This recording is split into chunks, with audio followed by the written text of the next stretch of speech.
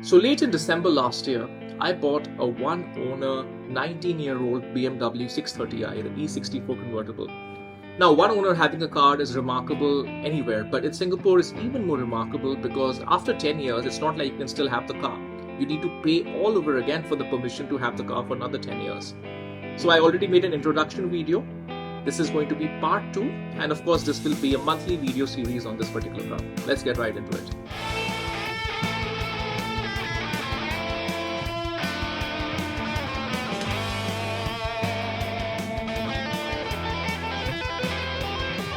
Alright folks, this is going to be a quick vlog style video. In fact, it was not planned. I was just dropping my wife and it struck me that there are a couple of things I do want to talk about this car. It's also an update on this car. One is how this particular car, the E63, is really underappreciated, this particular 6 Series convertible from the Chris Bangle era. And the other one is concerning this particular country, Singapore, and I'm in a very nice part. This part is called Dempsey Hill. Why a convertible is surprisingly really good for Singapore. So let's get right into it. So here's the thing. Let's talk about the E63, unloved. This is technically the E64, the convertible. The E63 is the coupe. Unloved when it was launched, flame surfacing, whatever you want to call it. But now, with the benefit of time, 20 years later, this is still a very modern, a very contemporary, in fact, a very stylish looking car. And this is not my opinion because ever since I got this car, of course, I've shown it to a few friends who have no interest in cars, who have no knowledge about cars. And when I tell them that this design is 20 years old or older, because you can trace it back to the Z9 concept car, they are astonished. This car was actually designed in the last century, which it doesn't look like it. So this is aged really well, and the size of this car is also kind of just right. Like if you put it next to its successor, the F generation, that car looks, even though that's a very good looking car, it looks a little bit bulbous. So that's one note on this car. But that's not why I think the E60 364 is very special. It's really about how this car handles and how this car drives. So the F generation of 6 Series became really heavy, and I've driven the 640 Grand Coupe, that was my own car, for like almost a year. But I've also driven the convertibles fleetingly, the 640 and the 650.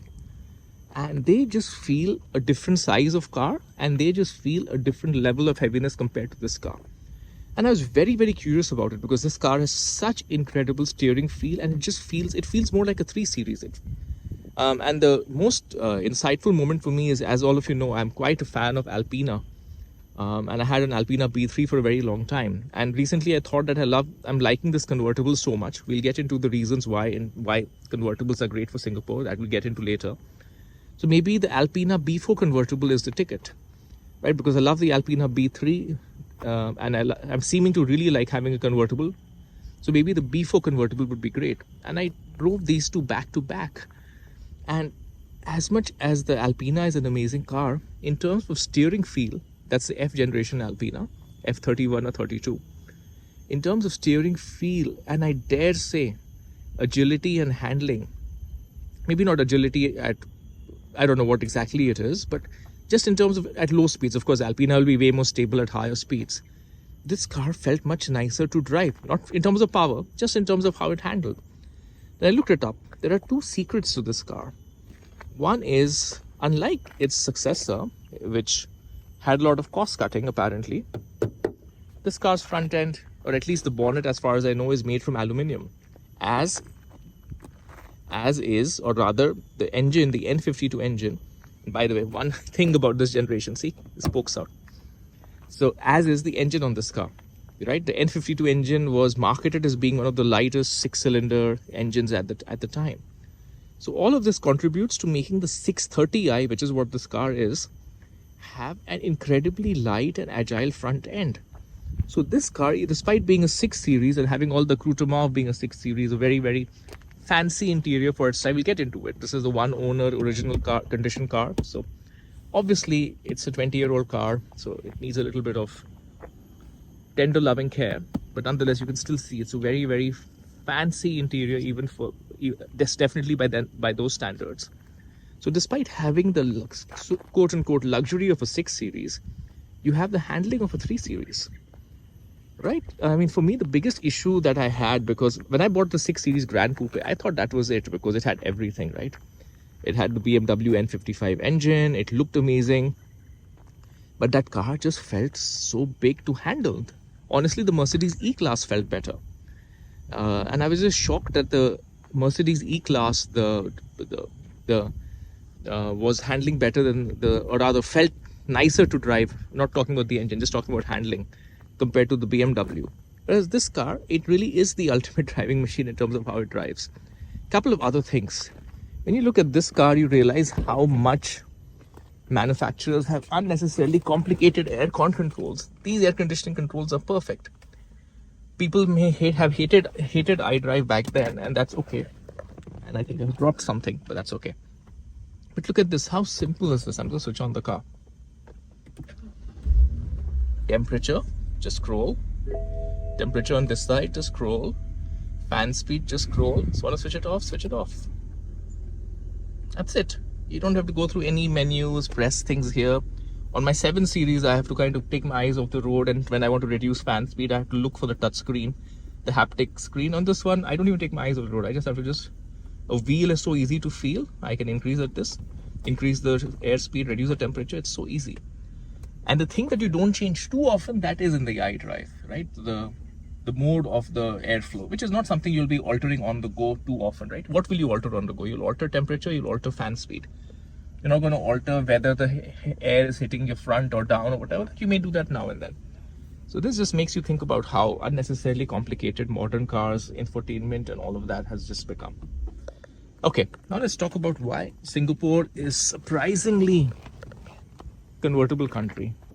So I've never been a fan of convertibles as such, right? I always thought add extra weight, reduce rigidity. What's the point? I just want a car to drive. But what I realized is, and especially for me, because I used to be a motorcyclist, I don't really motorcycle anymore because maybe age has made me feel it's too dangerous. You miss that part of being in the scenery that you are in a motorcycle. In a car, you're watching a painting through a frame. You're not part of the scenery, you're watching the scenery. In a motorcycle, you are part of the scenery. And that's one thing that I've realized a convertible car does. So that's one thing that I've really been appreciating as a former motorcyclist. But it goes more than that. You know, when weather is suitable, a convertible is perfect. It's better than a normal car. It just is. You can hear the engine better. You feel more connected to the car. I'm talking about in terms of thrill of driving. I'm not necessarily talking about in terms of whatever, mode of transport or whatever. So my concern with Singapore always was it's a hot tropical country. When will I use a convertible? What I realized is the mornings and the evenings and night, a convertible is perfect. It's really only one tiny sliver, which is the middle of the day, where the convertible is not ideal. Then also, even with the way the air conditioning is designed, unless it's a really, really hot day with no cloud cover, you can get away with it. So that's what I've realized is the window of using a convertible in Singapore is very, very high. It's not like the UK where you have to wait for the summer months, and in the winter you can't really use it that much. Here you can use it every day. So the utility of the convertible becomes incredible. So that's one thing. The second thing that I realized is a convertible is a brilliant thing if you have dogs, because dogs like, like having wind in their hair, literally speaking. And for my dogs in particular, one of my dogs is a little bit of travel sickness. The other dog loves traveling. And this convertible, the back seat of the convertible is just perfect. They love it. In fact, we went out the other night, and it just works. It works better than a saloon car. So there's a utility to the convertible that I don't get with a saloon car and estate car. You know, I bought a V90 estate, Volvo V90, thinking that's going to be perfect for dogs. My dogs just don't like traveling in the back of the estate. And honestly, no estate, even the V90, the back of the estate is not big enough for 2 dogs to be comfortable. I mean, you can treat them like livestock if you want, but I don't want to do that. So given that I'm a dog owner, the back seat of the convertible is perfect. And talking about the back seat, it's more utilitarian than you may think. It's got more space. It can definitely squeeze in 4 people. for me, whenever I looked at the 6 Series convertible, I always thought it didn't have space. This is behind my driving position. But the way the seats are designed is that gap between the seat and the front seat is a bit misleading. You can actually fit in 4 people of reasonable size. And remember, I think we're a little bit not that tall over here in Singapore or in Asia as such. I'm about 173, my wife is about 167. So anybody in similar our size, you can fit 4 of us very, very easily. So it really works. I can totally imagine if everybody is a 6-footer in your family, this is strictly a 2+2. But for the Asian Indian size, which is say 170 to 180 centimeters for men and say 160 to 170 for women, this is a proper 4-seater, definitely for the city. Which brings me to the other thing with this car. So far the car has been great. The only issue with the car is that it's a big issue, I would say. Not a big issue, but a non-mechanical issue. The speaker system is not working. There's no sound coming from the head unit, so I've ordered another part. But sorry, I lost my train of thought. No, what I wanted to say is city, right? For the city, can carry 4 people for the city. For me, a convertible is for the city. It is for the city because at high speeds, I actually don't enjoy having the open top because it kind of feels a little bit dangerous. Maybe I've become a little bit too old. I don't enjoy it. This is not a car that I enjoy, particularly driving extremely fast, scary fast. I think if I'm driving fast, I'd rather be in a coupe or a saloon inside a more secure box. This one, you're open to the elements. But for cruising around, for enjoying the engine note, yes, that's what I want to talk about with this car. Because it's not that powerful, you get to enjoy the engine note without being at very much speed. And particularly in Singapore, that makes sense because the speed limits here are not very high. So this car is incredible because if I revved the tits out of my Alpina, I would be way beyond illegal. My license would be revoked. Similarly, even on my 740i, because it's a very powerful car, regardless of it being a limousine. But on this car, I can rev it as much as I like. I can maybe not max it out in 3rd gear, but I can definitely rev it in the first 2 gears fully, all the way to 7,000, and I'll be fine, even in Singapore.